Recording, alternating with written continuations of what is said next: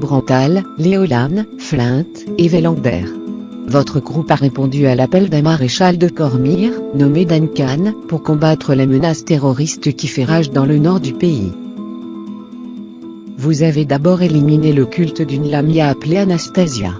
Vous avez découvert que le culte fait partie d'un mouvement terroriste dirigé par un mystérieux calife nommé Karzai.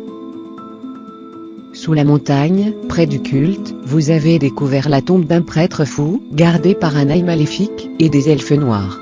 Ce prêtre, devenu mort-vivant de type Alip, était dévoué aux sœurs Char et Selûne, les déesses des ténèbres et de la lune. Vous avez pris son bâton magique, que vous avez ensuite vendu lorsque vous êtes revenu en ville, à une marchande appelée Sabine, qui faisait partie d'une caravane de gitans. Les nobles de Arabelle vous ont convoqué. Un d'entre eux, appelé Bertram, est un harpère, un groupe d'agents secrets dévoués à combattre le mal et la corruption. Il vous a aidé à retracer Karzai jusqu'à la cité qu'il dirigeait il y a 500 ans, dans le désert. Malheureusement, lorsque vous y êtes allé, vous n'y avez trouvé rien que des ruines, et un jeune dragon bleu. Karzai a tenté de vous embusquer, et a révélé sa vraie nature, un Rakshasa. Mais il a disparu par la suite. Toujours aucune trace de sa cité. Par contre, en chemin vers le désert, vous avez tous fait le même rêve, eu la même vision, celle d'une relique magique. Un artefact tellement puissant qu'il peut changer le cours d'une guerre à lui seul. Peut-être était-ce un délire causé par la chaleur du désert.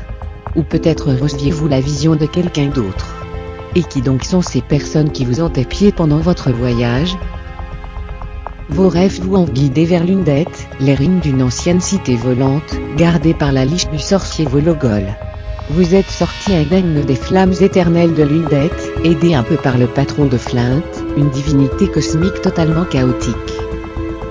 Vous êtes revenu à Luthduran, la ville de Velander, juste à temps pour combattre une autre invasion de l'armée de Karzai.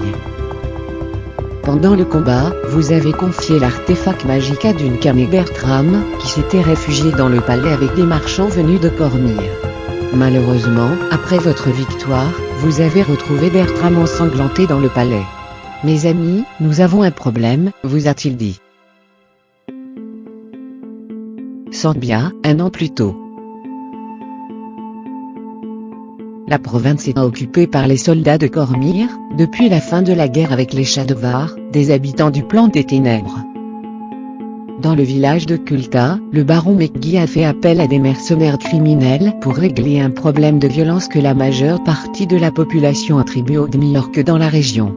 Il veut exploiter le fait que les soldats de Cormyr, les dragons pourpres, sont à la recherche de cultes clandestins dévoués aux ombres et à la déesse Char. Son plan consiste à récupérer des artefacts d'anciens cultes de la déesse Char, et de les placer dans les mains des demi-orques au marché public, afin de les incriminer. Après avoir combattu des gobelins et une araignée géante appelée Big Mother, les mercenaires ont finalement trouvé l'ancien temple des ténèbres.